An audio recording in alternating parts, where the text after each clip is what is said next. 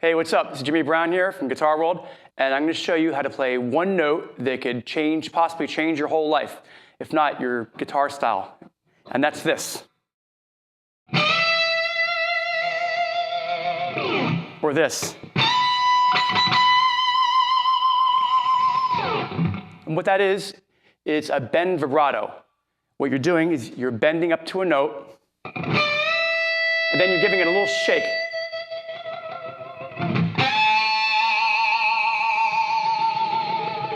So you're bending up a whole step, and the best way to do that, ideally, is use the ring finger supported by the middle finger, and if need be, the index finger. And you have the thumb up here for a little bit of anchorage, leverage. So I'm going to bend another note. And you shake it out. You do that by, okay, you go up a whole step, right? Which is the equivalent of 2 frets. And then you're just going to release it a little bit, so it goes down, not even a half step, just a quarter step. I think that is the sweetest vibrato you can get on a guitar with just your fingers. You know, you could use a slide and you get a really intense vibrato that way, very beautiful. And you can also use a whammy bar. But for getting vibrato with your fingers, I think that's the ultimate way to do it because you can dip below the pitch. Otherwise, if you're just going to go like this,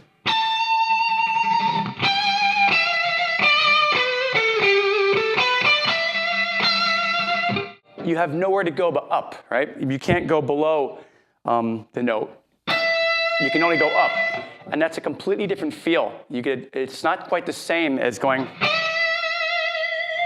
which I think is sexier. It's more like a vocal vibrato, kind of like not like an opera singer, but think of like a Broadway singer, someone belting out a note, or the late Lane Staley from Alice in Chains. He had like a nice wide vocal vibrato. That's the concept here.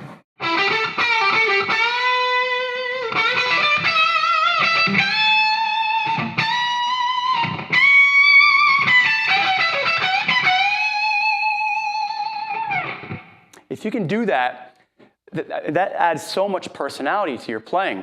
I've seen a lot of guys, a lot of guitar players, they're kind of not afraid but reluctant to do that. I guess because it's like you're letting your soul, you're letting it all hang it out. You know, the way a singer on like an American Idol, you know, you see them up there, they're terrified and they're going to shake that note. You know, I've seen a lot of players go.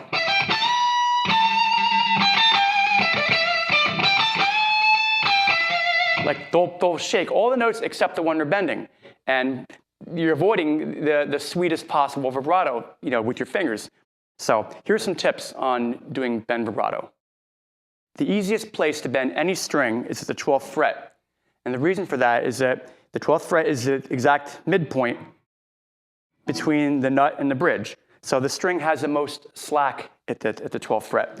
And another thing, the B string happens to be the easiest string to bend because relative to its thickness, it's tuned relatively low. I mean, I'm using a set of 10s here, okay? So this is 10, and this is a 12.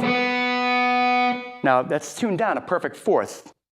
It's a pretty big difference in pitch, but the string is only 0.02 of an inch thicker. So it has a lot more slinkiness in it. So the best place to start bending is on the B string at the 12th fret.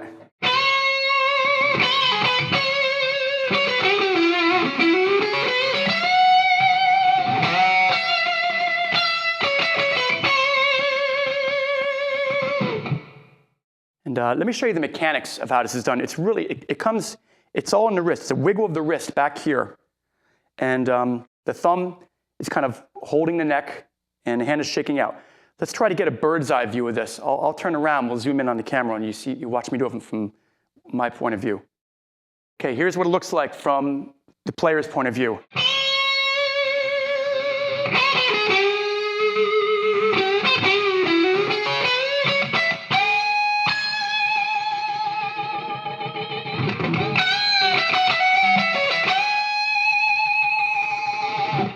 So you see you're shaking it out right here at the wrist.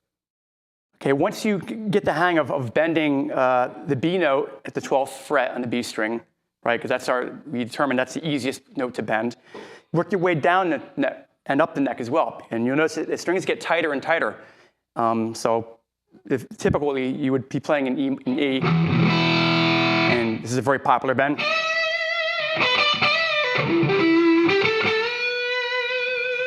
You could bend that note too.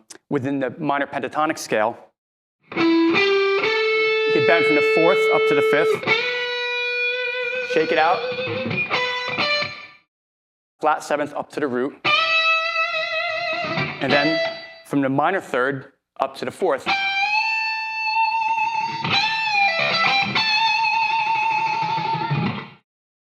You can do half-step bends as well and shake them out. It sounds very expressive, like this.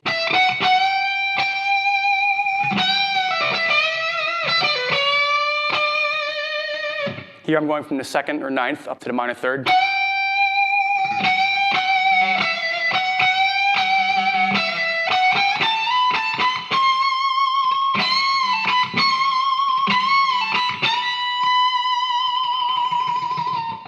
Notice how it gives you that real soulful wailing sound.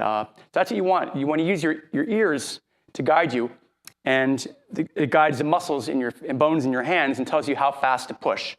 And remember to bend the note up and just release it partially and then rebend it. For a whole step, you're going to push harder to get a whole step. Another thing you can do is bend up 1.5 steps. This sounds pretty cool. Say I'm in E minor, and here's the root. And then shake that out. That sounds nice.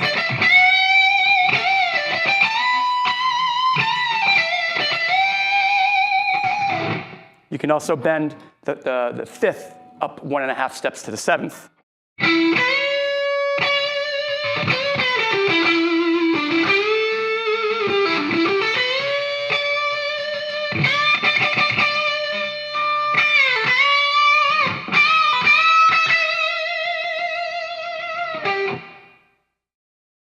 When doing this technique, bend vibrato technique, you kind of need to bend a note and get the pitch first, just for a split second, and then begin the vibrato.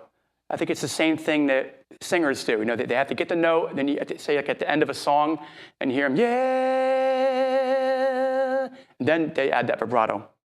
As I started to say a minute ago, you could move down the neck and try it in the lower positions. It becomes tougher, but it sounds so meaty and full. Say it in A minor.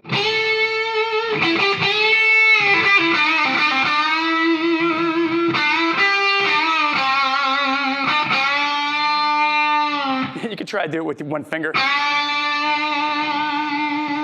hard to do. You usually really kind of need 2 fingers to support that and shake that bend. G minor sounds nice and tough.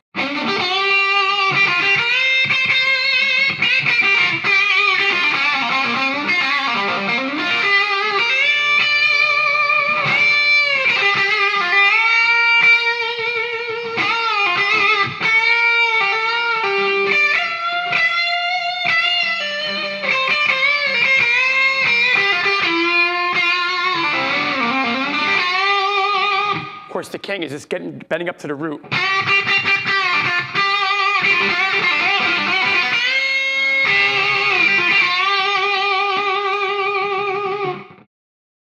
When you do that, you add so much personality to your playing. You're really kind of putting your stamp on it, putting your heart and soul into it. Okay, so once you master bending the B string, try to do it on the high E string because it's tighter, it's harder to do. But ultimately, you want to get the real high, right? The real high wailing bend, say I'm an A.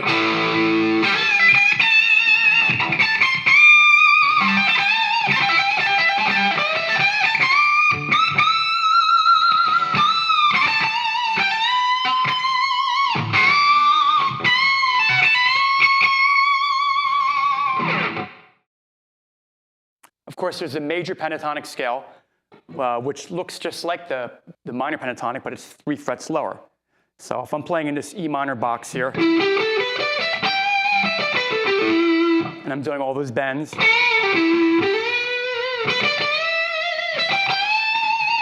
move that down 3 frets, and I have E major pentatonic.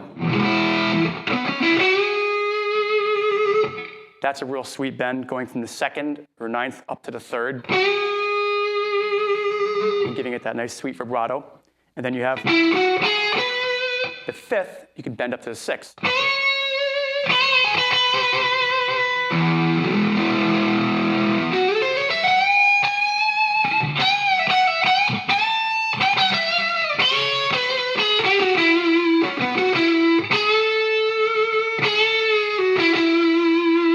That's a nice one. From the third up a half step to the fourth.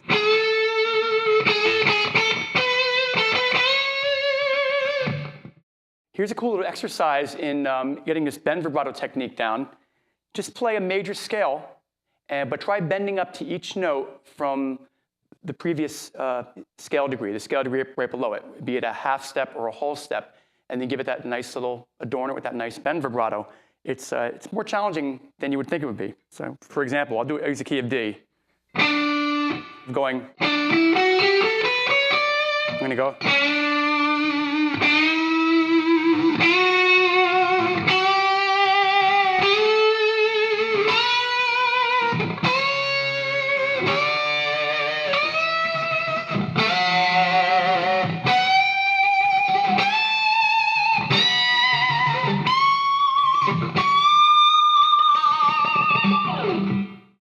Some other things to keep in mind, you want to look out for when bending in general, especially when doing bend vibrato, is you want to make sure the vibrato doesn't get too fast, because then it sounds spastic. It sounds like you're nervous. You know, you want to get it, yeah, you know.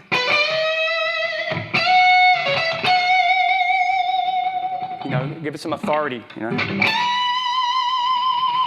You don't want to go, that sounds, you know, like, oh, gee, you know, the guy's, you know, getting electric shock or something.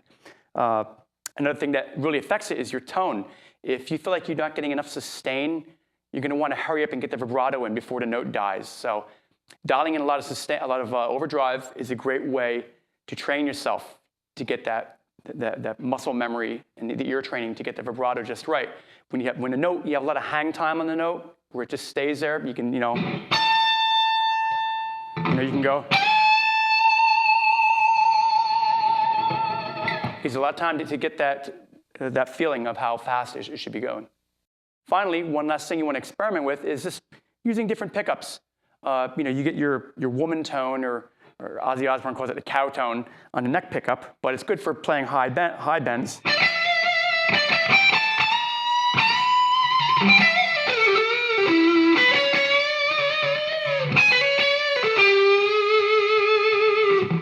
But sometimes you want to get the real cut from the bridge pickup, you know.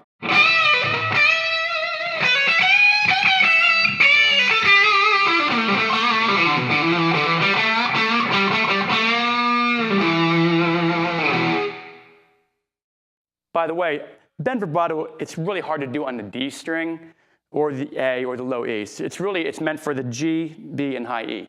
An unwound G string, of course. You try doing it on a wound G string, such as on a set of 12s or on a baritone guitar or an acoustic, forget it. I mean, unless you're Superman, it's going to be kind of hard to do. But the unwound G string, that's the big thing that separates the electric guitar from the acoustic, or like a rock guitar from a jazz guitar, is it being able to just go.